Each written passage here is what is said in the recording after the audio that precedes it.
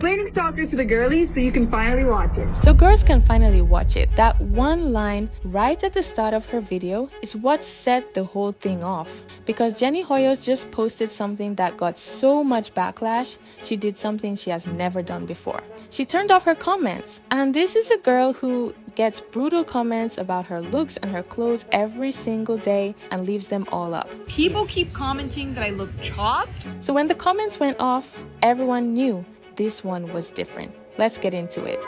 Quick catch up in case you're new to her.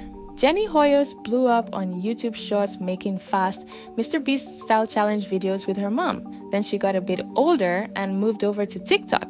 And that's where things changed because TikTok is a different world than YouTube Shorts. On Shorts, people mostly let stuff slide. On TikTok, people are brutal and they went after her hard, mostly about her looks. So she started changing herself, her outfits, her makeup, all of it, basically getting bullied into becoming a different version of herself just to survive over there. And through all of that, a lot of people, myself included, defended her. Because going after someone's looks is never okay. If you don't like what someone posts, criticize what they posted, don't attack their face, that's always been the line. But this time is different because this time it isn't about her looks at all. It's about something she actually said and posted on purpose. And that's a completely different conversation. You can't call criticism of that bullying because nobody's attacking who she is. They're reacting to something she chose to put out.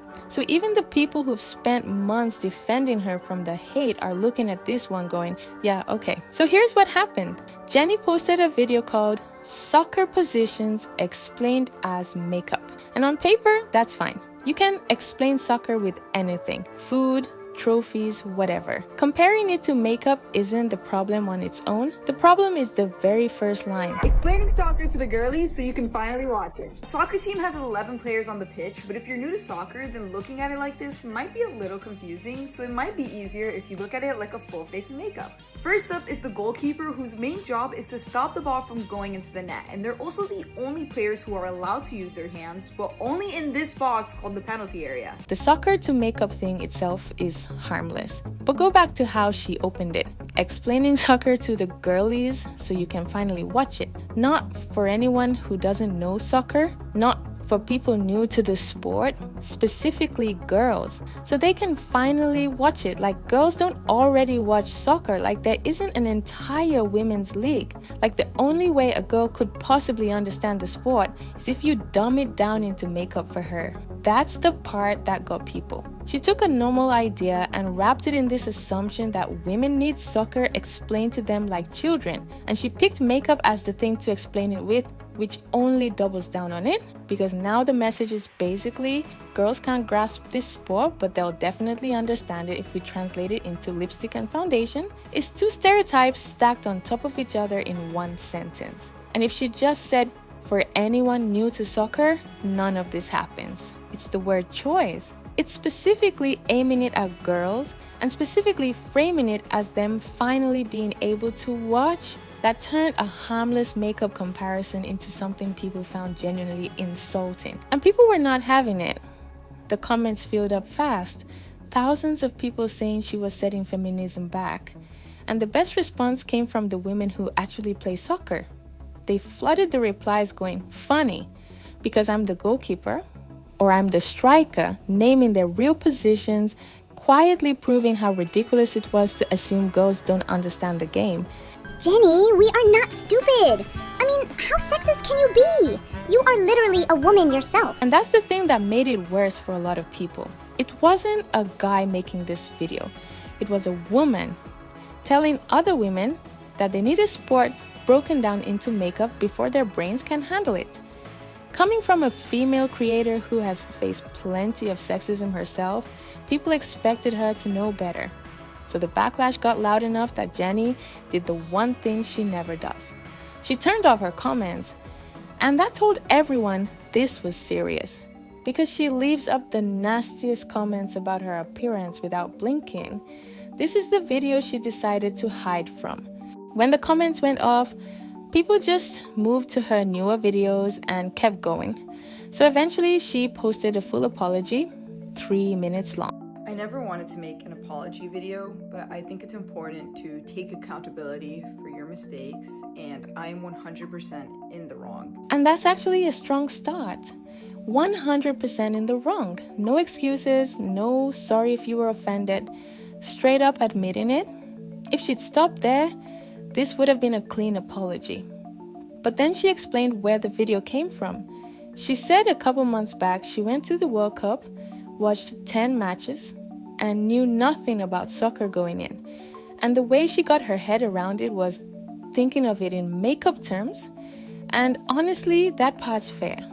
Everyone learns things their own way. If that helped her understand it, fine. The problem was never that she used makeup to explain it. The problem was her saying so girls can finally watch it, like her personal way of learning applies to every woman on earth.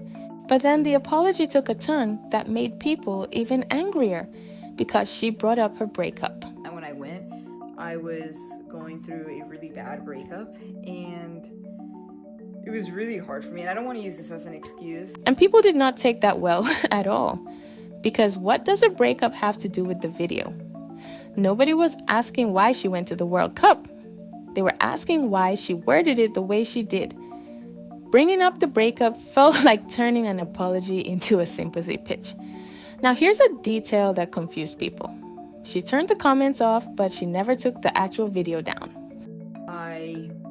As much as I want to take down the video, I don't know if I will, because I feel like if I take it down, it's like saying that it never happened and I don't make mistakes. But the reality is I'm human and I do make mistakes, and I want to be honest with you guys that I did make that mistake, and I don't just want to, as much as I want to erase it and that I pretend it never happened, it did.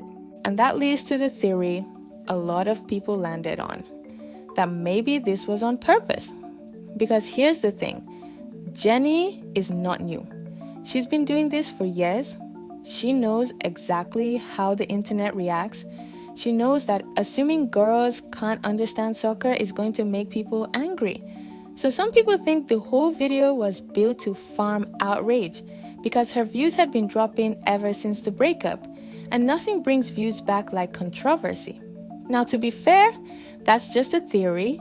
Maybe she genuinely didn't think it through. Maybe she really did just believe most girls are like her and would find it helpful. There's a version of this where it's an honest mistake and nothing more. But it's hard to fully rule out because the pattern fits so neatly. Her views drop after the breakup. A strangely provocative video appears, it blows up. Suddenly everyone's talking about her again, making videos about her, arguing in her comments. Whether she sat down and planned that or not, that is exactly the result she got. And this is the trap creators like her build for themselves.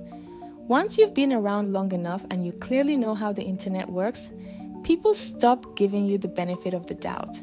Every questionable move starts to look calculated, even the honest mistakes. So even if this genuinely was just a bad call, she's now at the point where nobody believes it was an accident. That's what happens when outrage becomes a reliable way to get views. Eventually, people assume you're doing it on purpose. So where does all this leave her?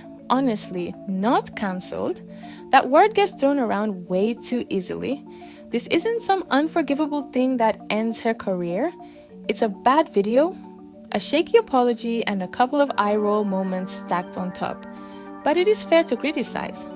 And that's the part people keep missing. You can't defend someone from cruelty about their looks, which she's absolutely gotten and never deserved, and still say that this particular video was a bad idea.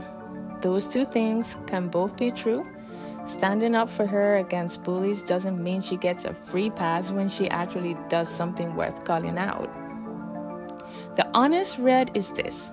Jenny made a video that carried a genuinely sexist message, probably without thinking hard about it. She got called on it, her apology started strong and then slid into excuses. And it happened right when her numbers were down, which is why so many people can't tell if it was a mistake or a strategy. Either way, the lesson underneath all of it is pretty simple. When your entire brand is built on being the sweet, relatable, one of us girl, the second you talk down to the exact audience that made you, they feel it instantly. Her whole appeal was that she was on their side. This video, even by accident, put her on the other side of it, looking down. And that's a much harder thing to come back from than any comment about her hair or her clothes ever was. Because this time, it came from her, not from the bullies. So no, she's not cancelled, she'll be fine. But this was the first time the criticism actually stuck, because for once, it wasn't about how she looks. It was about something she said, and that's a lot harder to wash off.